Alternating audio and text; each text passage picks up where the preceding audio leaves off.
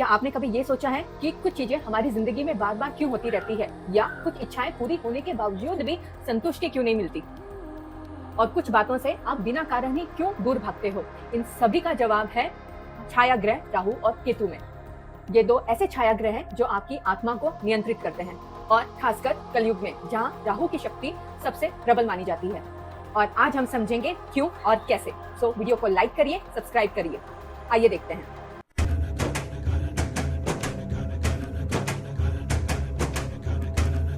हम सबसे पहले शुरू करेंगे कि राहु केतु की उत्पत्ति कैसे हुई।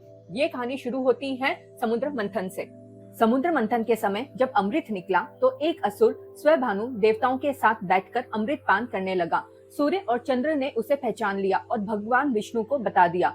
विष्णु जी ने तुरंत अपने सुदर्शन चक्र स्वभानु का सिर धड़ से अलग कर दिया, लेकिन तब तक अमृत उनके कंठ तक पहुंच चुका था, इसलिए वह मर नहीं सकते थे।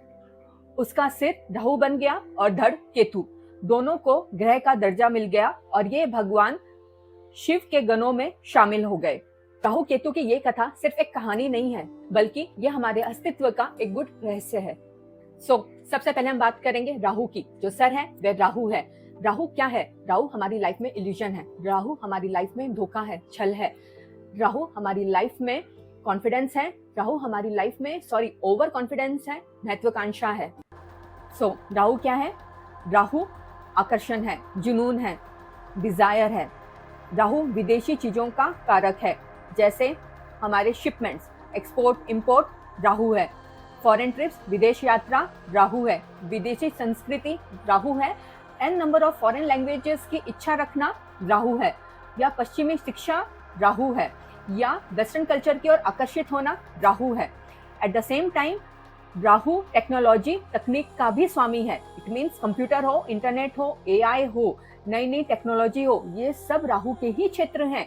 एआई, आर्टिफिशियल इंटेलिजेंस मीन्स क्या? इल्यूजन। जो है वह हम छुपा सकते हैं और जो नहीं है वह हम क्रिएट कर सकते हैं। इल्यूजन मतलब राहु। राहु भ्रम का प्रतीक है। राहु माया है, राहु धोखा है, राहु छल है, भ्रम की स्थिति पैदा करने वाला राहु है। राहु अचानक सफलता देता है, लेकिन उतनी ही अचानक छीन भी लेता है। इसलिए कहा जाता है कि जब राहु सफलता दे, जब राहु पैसा दे, उस पैसे को आप गुरु की चीजों में इन्वेस्ट करें, जैसे किसी को पढ़ाने में, किसी की बीमारी में, या फिर मंदिरों में दान करें। तब राहु का दिया हुआ पैसा फलता है। जब राहु पैसा देता है तो उस इंसान को एडिक्शन होना ही होना है। या राहु की महादशा में ये देखा गया है कि राहु आपको गंदगी में डाल देता है। जैसे भी आपको ऐसा फ्रेंड सर्कल देगा जहाँ लोग कोई ना कोई एडिक्शन रखते हो, चाहे वह अल्कोहल का हो, सिगरेट का हो, या कोई और नशा हो, लेकिन राहु आपको एडिक्शन देता है। राहु आपको गलत संगति देता है। राहु आपको घमंड देता है, और वो भी उस चीज का घमंड जो इल्यूजन है, जो सही है ही नहीं। लेकिन जब आपको धोखा मिलता है तब आपको समझ में आता है ये इल्यूजन था। इवन वेदों पुराणों में ये कहा गया है कि कलयुग का स्वामी राहु होगा। क्यों? क्योंकि भौतिकता, मटेरियलिस्टिक चीजें सबसे ऊपर कलयुग में होगी, जहाँ सच की, प्यार की कोई वैल्यू नहीं होगी। सब कुछ दिखावे पे आधारित होगा। जो जितना दिखावा करेगा, जो जितना झूठ छल कपट करेगा, उसकी रिस्पेक्ट होगी और वही आगे बढ़ेगा। आपको पता है, अगर कभी किसी से लड़ना है ना, तो राहु वाले से लड़िए। राहु आपको बता देगा कि छल कपट कैसे किया जाता है, मुंह में राम हाथ में छुरी कैसे रखा जाता है।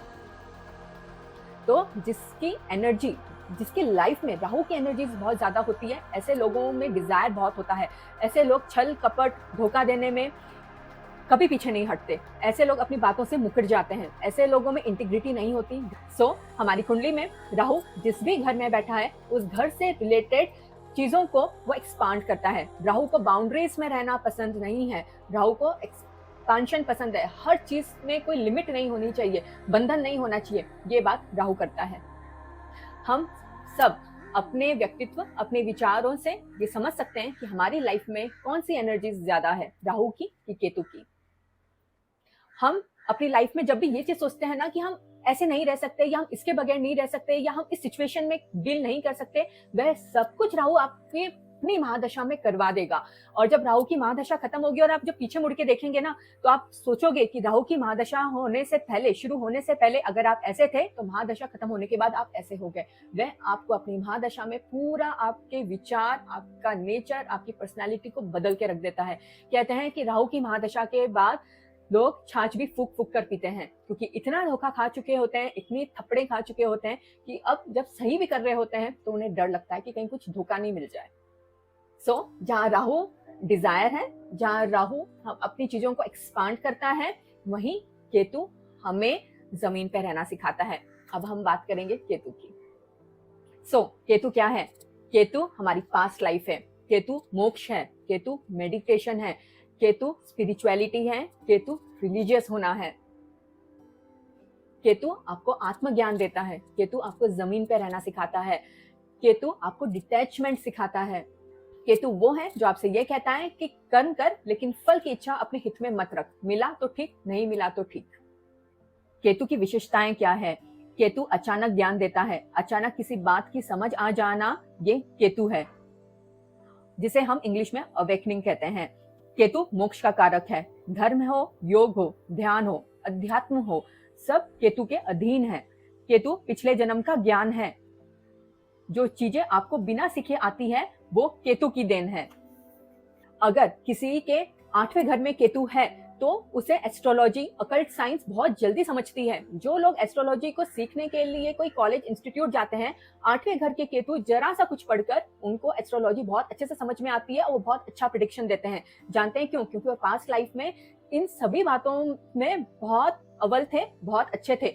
तो केतु हमारे पास्ट लाइफ के कर्मों को, हमारे नेचर को बताता है। क्या आप जानते हैं कि जिनकी लाइफ में केतु की एनर्जीज बहुत हाई होती है, ऐसे लोग अपना काम तो बहुत अच्छे से करते हैं लेकिन कॉन्शियसली उसके फल से डिटैच रहते हैं। अगर किसी की लाइफ में केतु की एनर्जीज बहुत ज्यादा है ना, तो वह आपका एक्सिस्टेंस ही खत्म कर देगा। ऐसे लोगों को लड़ना, या कहना चाहिए ऐसे लोगों से लड़ने में किसी को मजा नहीं आता। जानते हो क्यों? क्योंकि उसके लिए, केतु वालों के लिए हार या जीत कोई मायने ही नहीं रखती, क्योंकि उन्होंने अपनी लाइफ में आपका एक्सिस्टेंस ऑलरेडी पहले से खत्म कर दिया है। अब आप उनसे हारे या जीते, उन्हें कोई फर्क ही नहीं पड़ता। ये लोग होते हैं केतु वाले लोग। केतु हमें ये बताता है कि हम कहाँ से आए हैं, हमारी पास्ट लाइफ, हमारे कर्मा, हमारी नींव बताता है। वहीं राहु जहाँ बैठा है वह हमें ये बताता है कि हमारे इस जन्म में हमारी एनर्जी कहाँ सबसे ज्यादा इन्वेस्ट होने वाली है।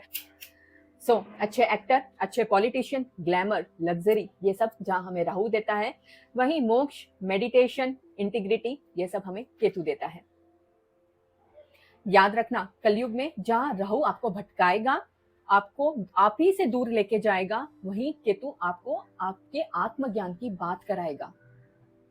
अगर आपको ये वीडियो पसंद आया है तो लाइक करें, शेयर करें और बताएं कि आपकी अपनी लाइफ में राहु या केतु किसके कैसे प्रभाव है, आपकी लाइफ की एनर्जीज कैसे काम करती है। और हाँ, चैनल को सब्सक्राइब करना ना भूलें। हम नेक्स्ट वीडियो पे ये बात करेंगे कि कौन से घर में राहु या केतु के बैठने पर हमारा नेचर किस प्रकार होता है। ये अलग बात है कि बाकी ग्रह भी मायने रखते हैं, लेकिन हम एक आउटलाइन देख सकते हैं कि हमारी लाइफ में राहु केतु कैसे वर्क करते हैं। अपना ख्याल रखिए और याद रखिए, हमारी संस्कृति हमसे नहीं, हम हमारी संस्कृति से हैं। जय हिंद।